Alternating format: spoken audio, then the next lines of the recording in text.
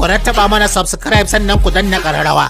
Haka zalika ku baɗa mana like, ku suburbuɗo mana sharhi, sannan ku yaɗa wannan ɗauka.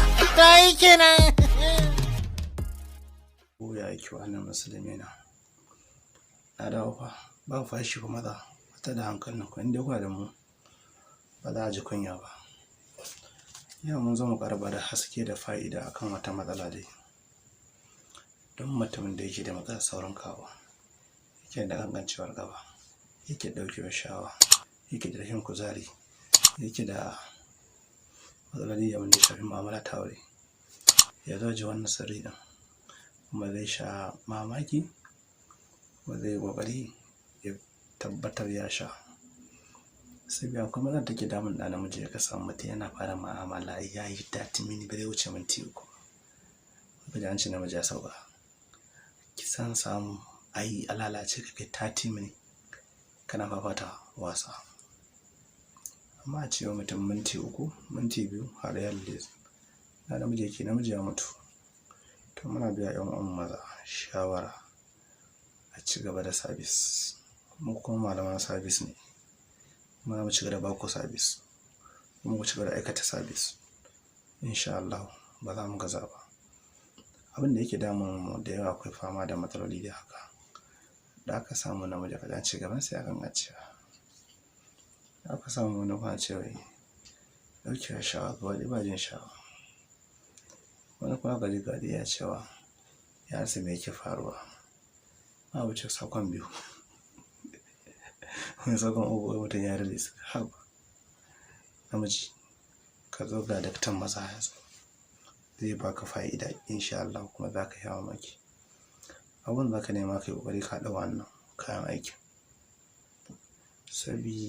da yawa ko kuke sa ake zagin maza kai yana cewa daddai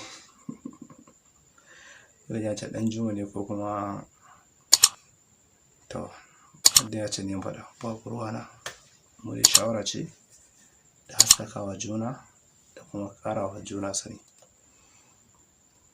To na ƙartata da mutane dai, mutum da yake da matsala ta ɗaukewar sha'awa, ƙarancin sha'awa, gangancewar gaba, rashin kuzari, rashin ƙarfi, to duk yau an yi general haɗi nan. Ku ne wannan kayan aikin ga amfaninsu. Wannan abubuwan sun kasu kashi 2 za mu haɗa su. Akwai wanda aka same su a Islamic medicine, akwai wanda aka same su a wurin kakanninmu maharba ko kuma tsofi masu itace da ake samu a dukkanin kusan masarauta ta babban gari. Mu misali mu ce kaman mulkin mutanen Bauchi da mu ce kaman ƙofar fadan Bauchi, mutanen da suke kan ce kaman sabon Nasarawa. Haka dai duk wanda ka samu masarauta ka samu ana iya samun masu itacen gargajiya a ɗan gefe-gefe, akan iya samun su mafi yawanci gaskiya. Ta abin da aka nema in ka je ka wajen tsofin bayan Allah nan ka ce a baka farin maru, sannan a baka baƙin maru, akwai fari akwai baƙi dukka neme su, sannan akwai itace ɗan kamaru ka ce shi ma a baka, sannan ka ce a baka gagai Hassan ne na ce masa ne haka yake dai gagai, a baka itacen gagai Hausa dai harshen nawa dai ya gara faɗan inda ce ka ce a baka itacen gagai, haka baka shi ma duk ka same su. Sannan ka samu kanamfari, ka samu citta, ka samu masoro, sannan ka samu wannan bishiyar hulba,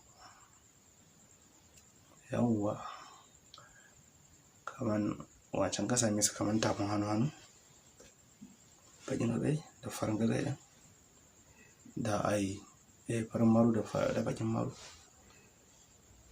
da gagai ɗin kaman cikin hannu, sai ka zuba su guda, sai ka samu ɗan kamarun nan, akwai itacen ɗan kamaru shi misalin kaman cikin tafin hannu ɗaya, sai ka same su ka haɗa su guri guda, sai ka tafasa da wancan ka yajin haɗin da aka ce maka suma ka wasu sai ka da ka tafasa. In ka tafasa ka samu ƙaramin kofi da ke gaba na masu shayin buzayen nan ka sha cikinsa da safe ka sha da yamma haka ka ɗauki tsawon lokaci kana yi. In Allah ya so za ka sha mamaki duk matsalar nan ka ne ka samu canji. Amma akwai jan hankali kuma da nasiha ga 'yan uwanmu. Akwai matasan da suke wani ganganci duk abin da aka bayar ta fa'ida ko ta me shi ma ce zai haɗa. In ka san baka da iyali kar ka haɗa shi. In ka san baka da iyali kar ka haɗa shi. Kar ka je ka sa wa Allah mu dai babu ruwanmu. Saboda akwai mu da ganganci ne mutum ba shi da kowa dan ya ji faɗan fa'idodi shi kawai ɗauka ya guda sai ji ma jabin na jeji ko za ka jabin na jeji ɗin. In kai wasa yin wallan ka ja sau ta ɗaga kanta ba ruwan mu dai ba ka shawara.